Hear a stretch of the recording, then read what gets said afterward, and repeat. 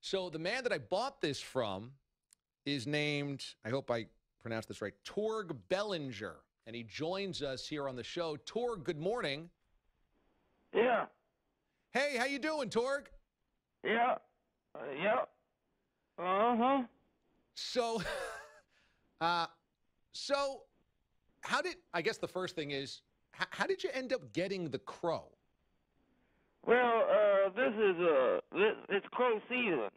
Actually now through the end of March, which we call around here we call it March Madness, crow season, Right. which is that happens when you don't cook the crow properly and you eat it. It starts to have an effect on your brain, on the frontal lobe. Ah. And so around here, sort of madness sets in with the undercooked crow, and so we call it March Madness.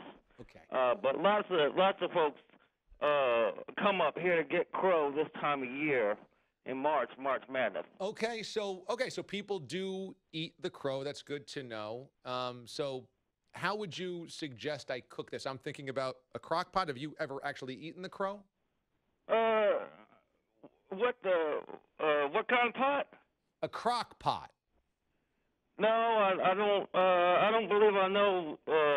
I don't believe I know what kind of pot that is. I would smoke it because of course, most people like to boil the crow, but that's how you get the March Madness. Oftentimes, is the crow's underboiled. That's what happened to my brother Bill, which makes me sad. But Delbert had nothing to do with it. But I recommend smoking it with cherry wood, with a nice spice rub, maybe some cumin and some tarragon leaves, just kind of stuffed up under the wings of the crow, and then of course finish with some lemon zest. Lemon zest. So what happens if I don't have a smoker?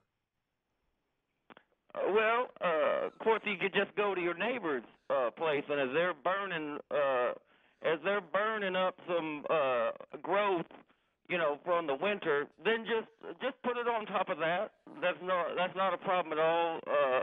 If one neighbor's not burning the day you need to cook your crow, just ask your next neighbor when they're going to be burning and clearing, and then that's the best way to find a good place to smoke crow. But obviously, if one neighbor's not burning, then the next day your other neighbor's liable to be burning. Okay. All right. I think that helps. Torg Bellinger is the man that I was able to procure the crow from. Let me ask you this. Have you ever had it? I mean, how does it taste? I heard it's kind of gamey. It's stringy. How does crow taste? It tastes like woodcock, which is, of course, another popular thing that gets hunted this time of year, the woodcock, which is it really too abundant, but it does taste a little bit like woodcock. So, but yeah, the woodcock, there's too much of it around this time of year. If you go out to try and go out and bag a nice bunny, but there's just too much woodcock around all the way. That's what we call when you're looking for something like a crow or a bunny, and you get in trouble with all that thicket. That's the woodcock block, and that tends to happen as well. But it kind of tastes a little bit like woodcock if you smoke it right, and again, finish it with that lemon zest. Okay.